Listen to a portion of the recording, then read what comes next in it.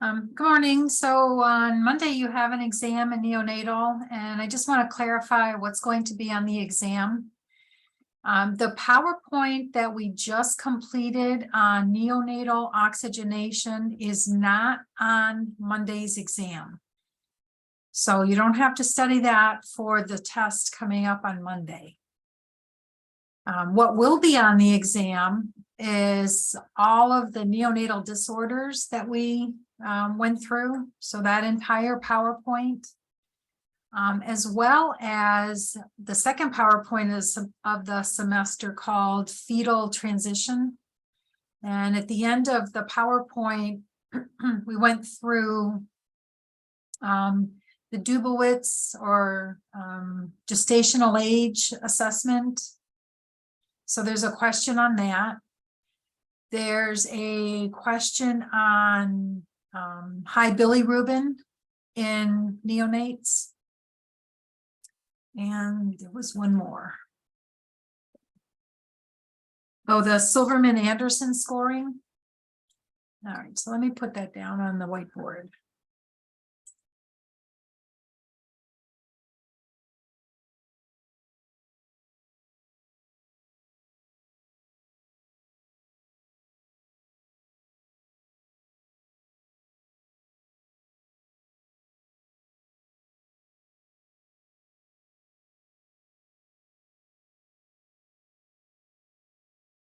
All right, so for gestational age assessment, it's called Dubowitz scoring or Ballard scoring.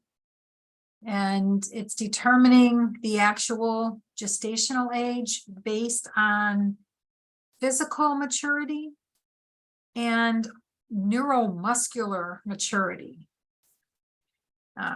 What else you have to know about that gestational age assessment is they'll determine from the head circumference and the length of the body whether the newborn is, and their weight, whether they are small for their gestational age, average for their gestational age, or large for their gestational age. So that's what you need to know about gestational age assessment. And then talking about high levels of bilirubin.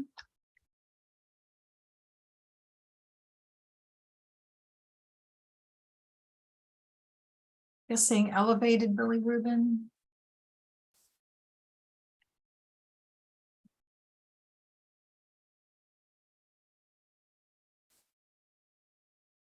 So babies are born and their livers are not mature enough and breaking down old red blood cells.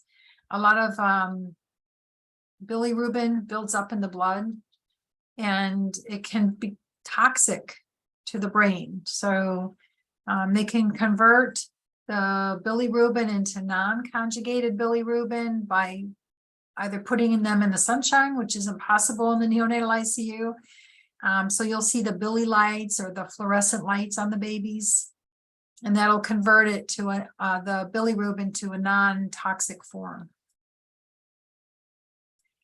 And of course, it'll look jaundiced when there's high amounts of bilirubin in the blood. And I think that's all you have to know about bilirubin. Okay, and then there's another test question from that packet on Silverman-Anderson scoring.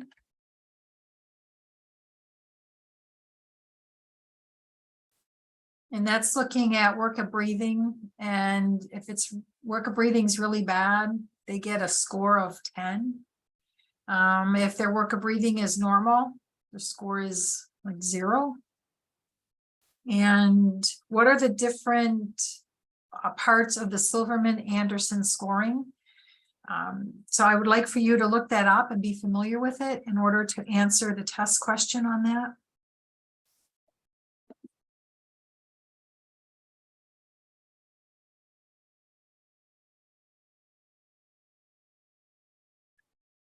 All right, so everything else is on the neonatal disorders, and there's 40 test questions.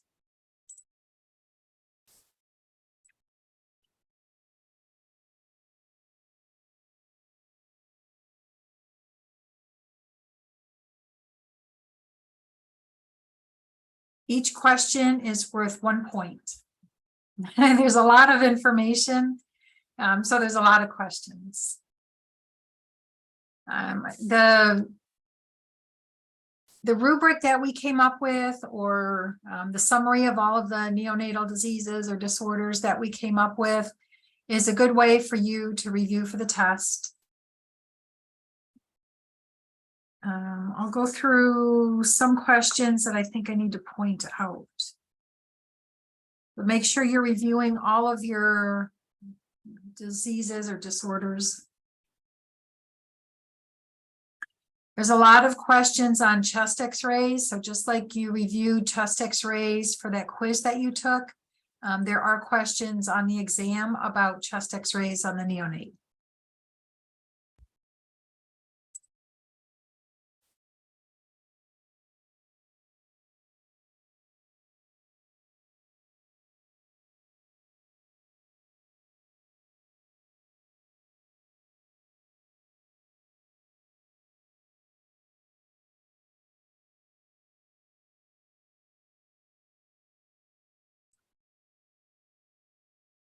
For congenital diaphragmatic hernia, that one has 4 questions. That kind of stood out in my mind as something I wanted to point out to you. Next is meconium aspiration. Why do we see meconium aspiration in the older gestational newborns and not in premature newborns? And it's because they have a developed anal sphincter tone, and they have strong inspiratory efforts. That's something I don't think we mentioned when we were talking about why they inhale the meconium. But when there's some sort of stress, it causes them to release the meconium into the amniotic fluid. And of course, amniotic fluid is not only surrounding them, it's also that fluid goes in and out of their lungs. So the meconium can end up in their lungs. And if there's a period of hypoxia, it may cause them to take deep breaths. So strong inspiratory efforts can cause more of the meconium to end up in the conducting airways. So I don't think we mentioned that during lecture, and it's on one of the test questions. So I just wanted to point that out. Let's see, bronchopulmonary dysplasia, we talked about. Do you know what disorder is diagnosed when we have a difference in oxygen between preductal and postductal oxygen measurements? What disorder do we end up diagnosing? I think if I saw the name of the disease, I would be able to tell you, but I can't recall the name of it off the top of my head. Okay. All right. So make sure you look that up.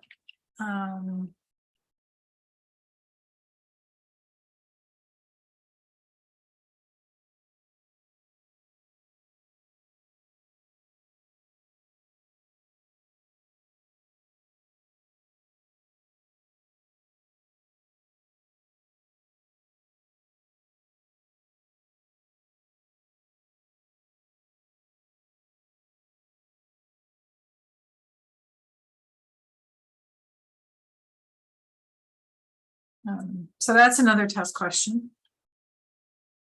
Wait, you got persistent pulmonary hypertension as a newborn? Yes, very good. Very good. Questions on chest x-rays. I told you about that already. A question on surfactant. So we mentioned using Curasurf. So you have to know the dosage. So let me write this down.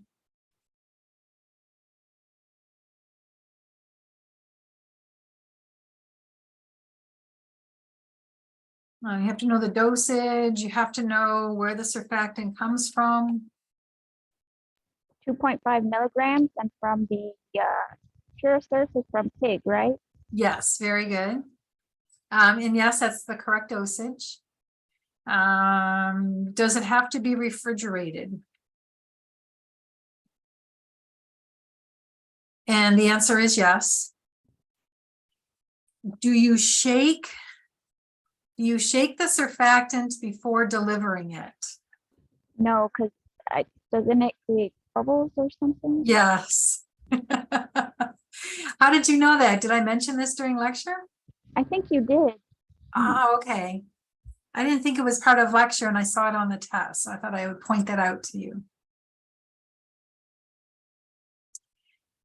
So air leaks were part of the disorders. Make sure you review those. Silverman Anderson I told you about, and Dubowitz I told you about. All right. Summer, do you have any particular questions? Anything that you need clarifying? Because I think that pretty much sums up what you need to study for the test on Monday.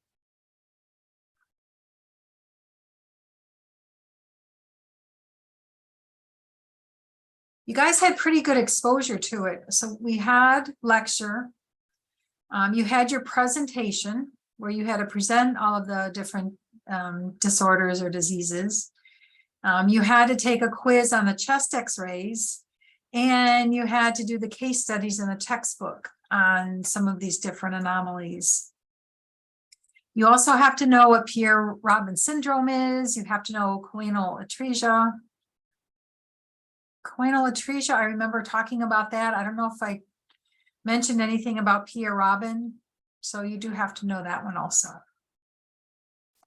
So you've had a lot of exposure. I think you're going to be well prepared.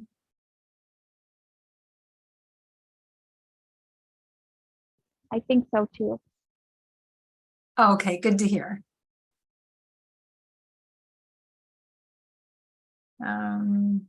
What else happens on Monday? So we're back in the lab. We don't have any visitors. On Tuesday, we meet to introduce the new course. And after that, we don't have lecture. So you're just here for that one course, and that's it.